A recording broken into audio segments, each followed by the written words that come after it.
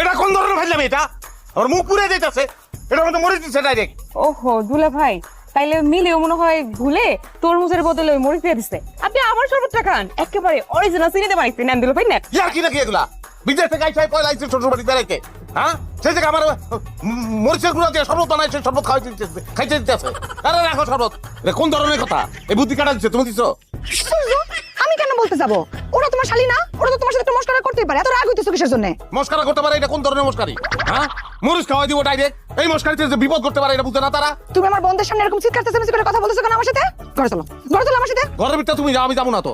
আমি থাকবো না, শ্বশুর বাড়ি বেড়ানোর দরকার নাই, আমি যাবো গিয়া। যাবা তুমি আমার লগে? না যাবো না। না গেলে না যাও, আমি একলাই যাবো।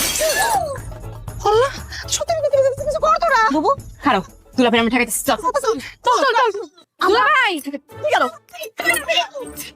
এই সরো। দাঁড়ান দুলা ভাই, চলো। কই যান? হ্যাঁ, আমরা থাকতে তাড়াতাড়ি কোথাও যেতে দিব না।